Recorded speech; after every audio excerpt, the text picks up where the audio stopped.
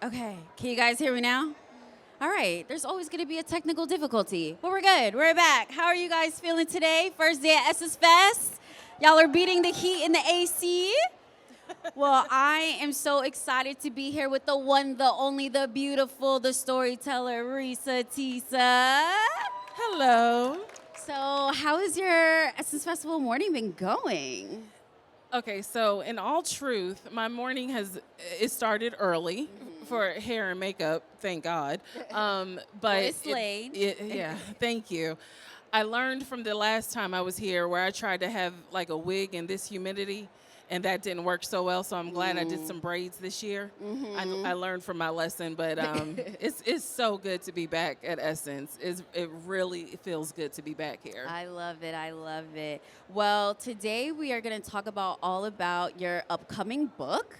So let's get right into it. I want to take it a little bit back from the beginning because we all know you from the infamous TikTok story. And I feel like you kind of paved the way for all these other story times that we're always seeing. But what was the moment that you realized that that series had turned into something bigger than just a video?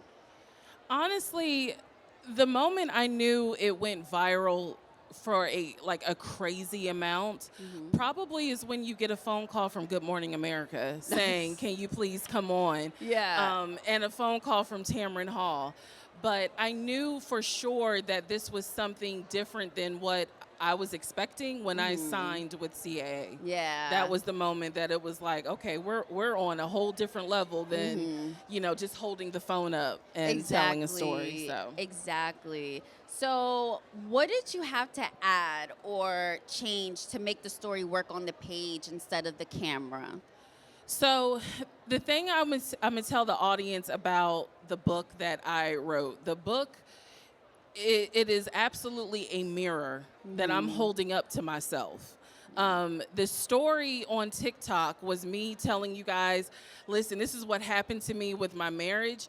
The book is really explaining how this happened and what I learned from it. Yeah. And that was not covered in the series because it's so easy for people to say, this person did me dirty. Yeah. This person did this to me. It's another thing to actually say, this was my part in it. This is what I learned from it. And this is how I'm trying to be a better woman versus letting it define who I am. Yeah. So that's what the book is very different than the series. It goes way more in depth than the 50 parts. Love it. And I feel like we probably should have said this in the beginning, but can you share the title of the book? Let's start there. So the title of my book is called "What the F Do I Do Now?" I love and it. it comes out August 18th. But Okay. it's called "What the F Do I Do Now?" because that is a question I've been asking myself literally in different parts of my life, before I got married, after my divorce, after the viral series. And the book kind of explains where in different parts of my life I was asking that question and how I'm answering that question. And can you kind of like walk us through what that process was like from you thinking like, you know what, maybe I do want to turn my story into a book and I do want, these parts that haven't been shown on social media to be posted. And were there any kind of moments or memories as you were going down that timeline that kind of felt a lot for you that you were like, you know what, no, like this needs to be in it or maybe this doesn't? So the thing about the book is that I describe it as very raw, very naked. It is a book where I'm even more authentic than I was in the 50 parts. It is a book where, first of all, if you all watch the 50 parts, there are a whole bunch of stories in the book. So I promise you, there are stories in the book. But what it really is an example of me, like I said, holding a mirror up Yeah. and really owning my shit.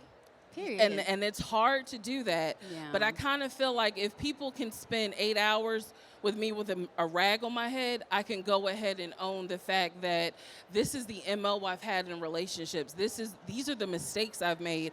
Because a Yeah. lot of people have asked me, girl, you're not dumb. So how did you fall for that? And that's something that I talk about very openly in the book. Yeah. It was hard to write some of it because it's hard to be honest about the fact that you, at times, have been a pick-me. People don't want to admit that, but it's true. And so I still felt like, and a friend said to me, if you're going to write the book, write the damn book and be honest about it and own who you are, because who you are as a woman, there are things that have made you the person that you are. So embrace that. Yeah. So even though I cried a lot and I drank a lot of wine, I still was honest about everything that's in there. And I really love that, because sometimes it really is hard to be vulnerable. And I feel like as women, and I don't know if it's like living in this day and age, but we're not allowed to make mistakes because of love, especially now. We're looked down upon. It's like you said, like, you're too smart. How could you make this decision? And it's like, you never know what someone's doing on the other side. And what you just said kind of reminds me, I don't know if you're watching Love Island right now. Are you watching Love Island right now? I'm not going to lie to you. I have yet to see an episode. Oh, my God. Well, to push comes to shove in Love Island right now, we're seeing a very interesting dynamic in the villa where we have a guy who is lying to his connection, and the connection is like, she's believing it every time. And as the audience, we're like, why are you keep going back to this guy? But to her, it's like she doesn't know what's going on. And I feel like sometimes we don't know what's going on. And sometimes it's like, I am going to make the dumb decision because all I know is what this person is telling me, right? So now that you've kind of gotten to this part of like writing the book, where do you stand with relationships now? So I'm a work in progress, Okay. right? The relationship that I am working on, the relationship that I choose to be in, is the relationship with Teresa, because I spent so many years trying to be in a relationship, trying to be someone's wife, trying to, be the mother of children, that I completely lost who I am.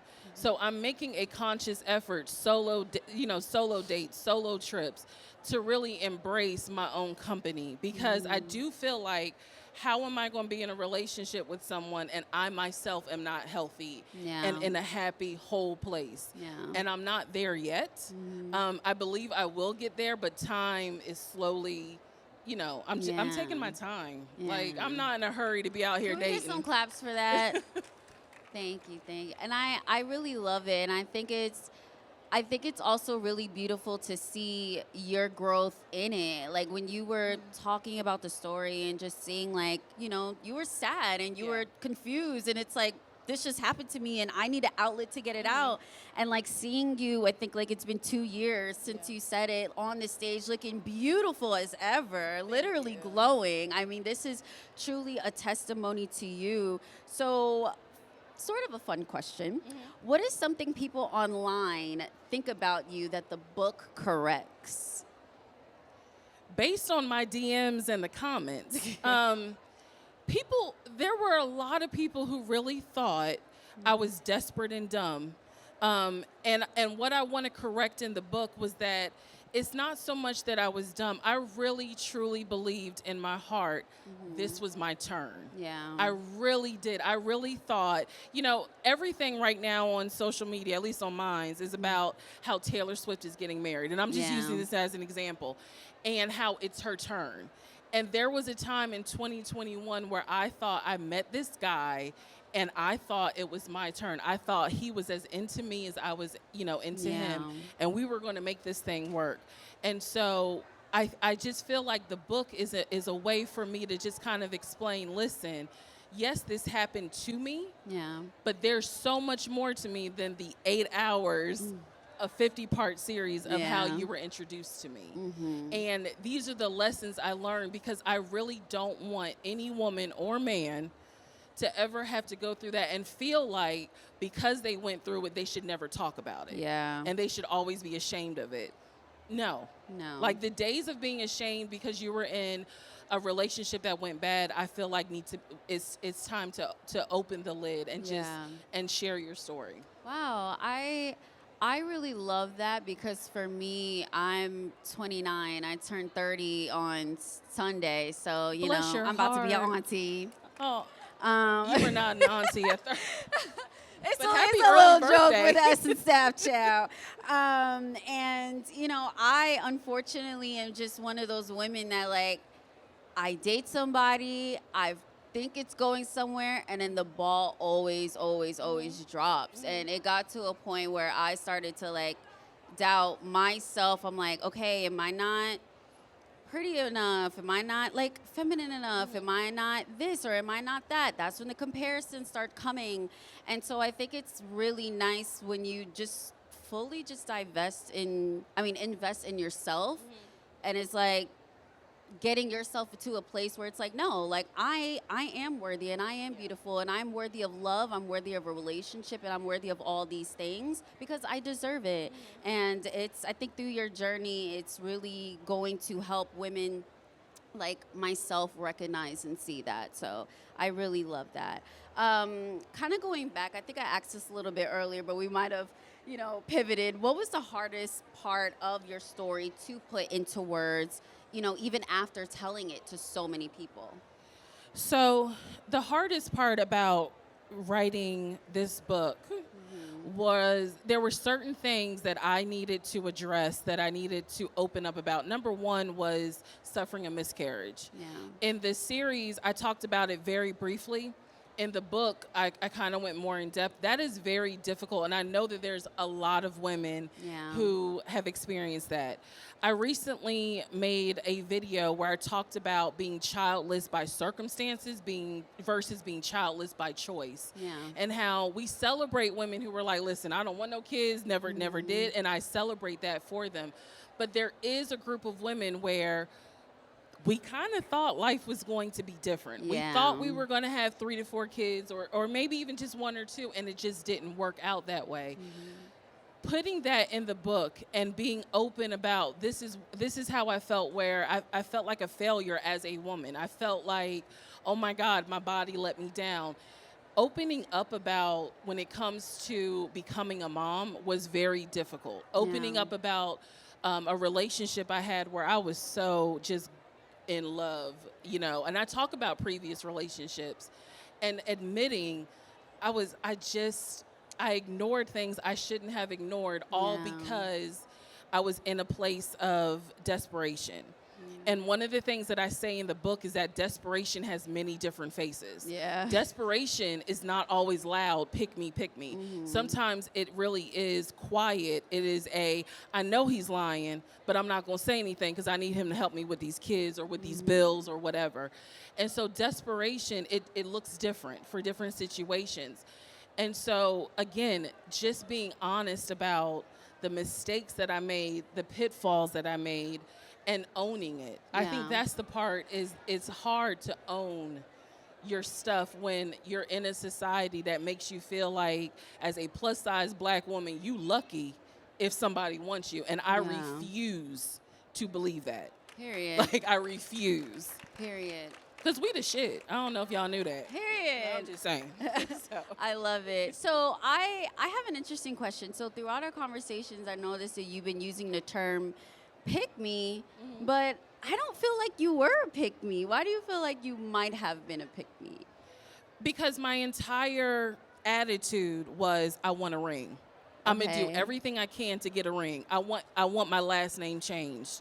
That was my sole focus. And when that becomes your sole focus, I believe that's where you're not going to hold yourself or your partner accountable. Because again, my whole goal was, I'm investing all this time. I'm 35 when this story happened.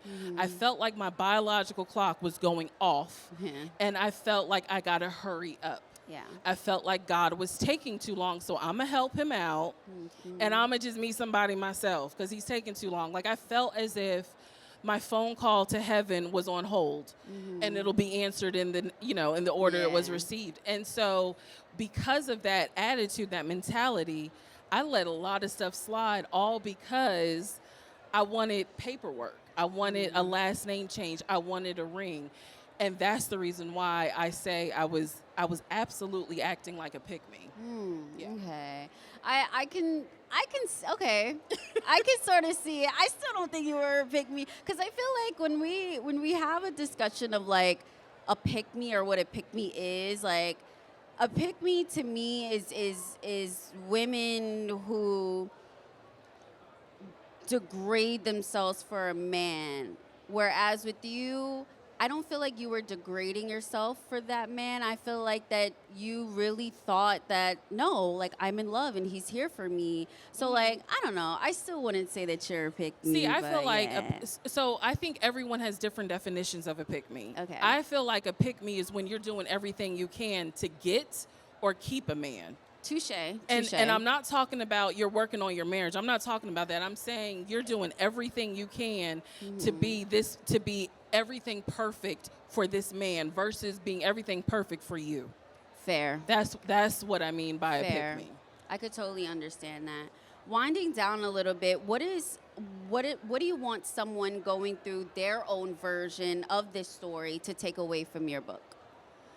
So the biggest thing that I hope, and I say this to not just women, but men as well, the biggest thing in this book is that I talk about how I had a dream where I was going to be married. I was going to have the SUV, the 3.2 kids or 3.5 kids. I wasn't going to have a dog because I'm terrified of dogs. But I was going to have this particular life that I saw. Because why can't a black woman have that particular life that you see so many times, you know, in Hollywood or whatnot? Yeah. However, that's not what happened, right? And the biggest thing that I want to say, especially to my black sisters out there, just because the dream isn't what it's not becoming what you thought it was, we're not giving up on the dream. We're just going to edit the dream. Period. You see what I'm saying? Love that. That's the biggest thing about this book is that I refuse under any circumstances to give up on love. And because I deserve love. You deserve love. You deserve a partner that's honest, that is emotionally healthy, right? And we deserve that. So I refuse to play into the narrative of the dream is over and it's time to move on. No, we're just going to edit. We edit the dream. We're going to edit. And we can always start it over anytime we want Exactly. to. Period. With new hair. Love it. Period. Let's give a round of applause for Reesa Teesa. And for those who are not following you on social media, where can we find you? So you can find me on Instagram and TikTok, Reesa Teesa, Reesa Teesa. And absolutely follow me. I love to talk to people. I love meeting people. So after this, they told me I'm signing books. Y'all, I actually have an advanced reader copy of the book. Ooh. So please, I want to meet you guys, shake hands, pose for pictures. We're not going to let this makeup go to waste before I put on my sweatpants. Period. And can we remind the audience one more time when the What the Fuck Do I Do book comes out? What the F Do I Do Now comes out August 18th. You can pre-order it now, Amazon, Barnes & Noble, Penguin Random House. You can pre-order it everywhere. But August 18th is when the book actually comes out. And I want to say, because I know I get this question a lot, yes, I am doing the audiobook. I am going next week to record the audiobook. Love, love.